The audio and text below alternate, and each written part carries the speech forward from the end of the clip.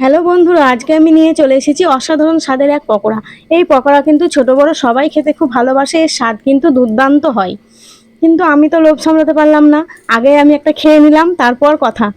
এই অসাধারণ স্বাদের পকোড়া আমি কিভাবে বানাবো আর কি কি উপকরণ নিয়েছি তোমরা দেখতে থাকো।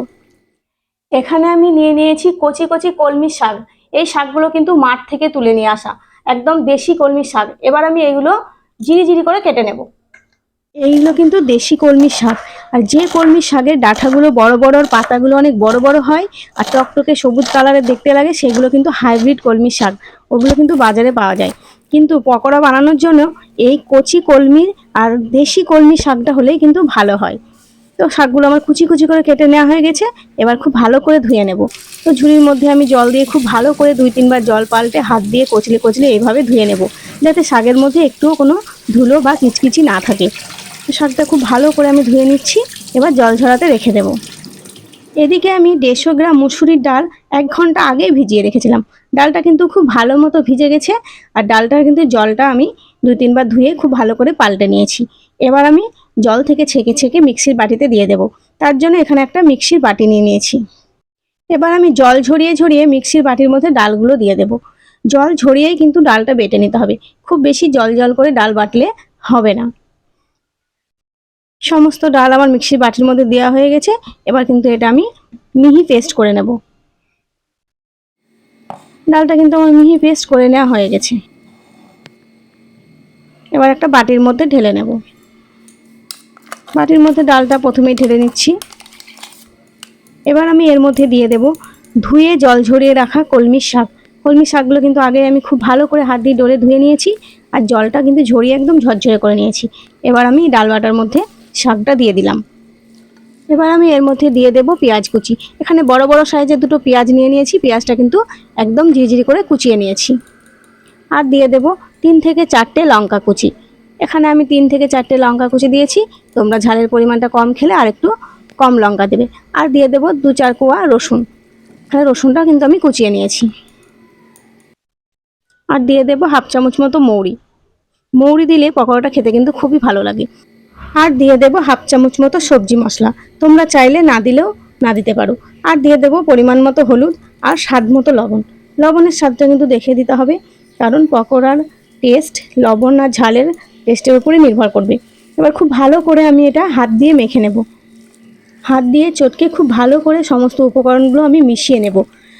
এইভাবে হাত দিয়ে চটকে নিলে ব্যাটারটা কিন্তু খুব ভালো করে মাখা হয়।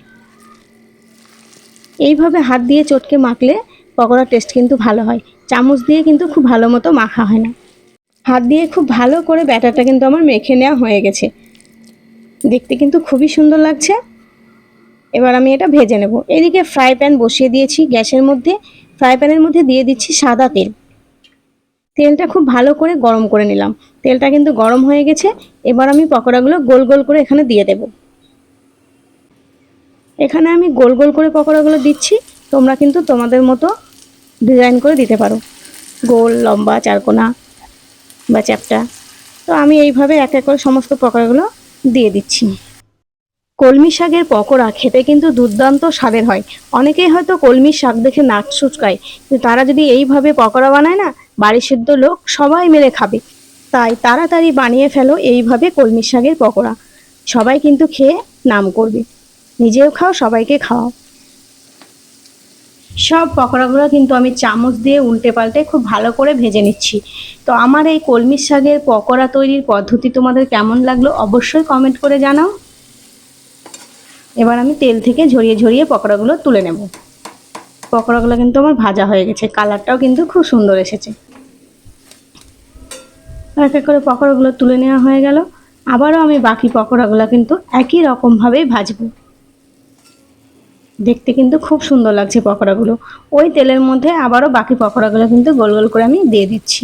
ওই একই রকমভাবেও আমি কিন্তু এই বাকি পকোড়াটাও ভেজে নেব। এখানে আমি পকোড়াগুলো দুবারে ভেজে নিলাম। পকোড়াগুলো কিন্তু আমার দেওয়া হয়ে গেছে। আবারও আমি উল্টে পাল্টে খুব ভালো করে ভেজে নেব। পকোড়ার কালারগুলো কিন্তু খুব সুন্দর হয়ে গেছে, একদম লাল লাল করে ভেজে নেওয়া হয়ে গেছে। আবারও আমি তেল ঝরিয়ে তুলে নিচ্ছি। কলমি শাকের পকোড়া কিন্তু এইভাবে ভেজে নিলে খেতে খুবই ভালো লাগে। তো সমস্ত পকোড়াগুলো কিন্তু আমার ভেজে নেওয়া হয়ে গেছে। আর তেল থেকে ঝরিয়ে ঝরিয়েও আমি একবারে তুলে নিলাম।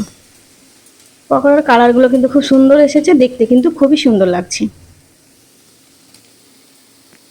তো আমার এই কলমি শাকের পকোড়া তৈরির পদ্ধতি যদি তোমাদের ভালো লেগে থাকে তাহলে ভিডিওটিতে একটি লাইক করবে, আর চ্যানেলটি যদি সাবস্ক্রাইব করা না থাকে তাহলে চ্যানেলটিকে অবশ্যই সাবস্ক্রাইব করে পাশে থাকা বেল আইকনটি ক্লিক করে অল করে দেবে, যাতে আমার ভিডিও নোটিফিকেশন সবার আগে তোমাদের কাছে পৌঁছে যায়।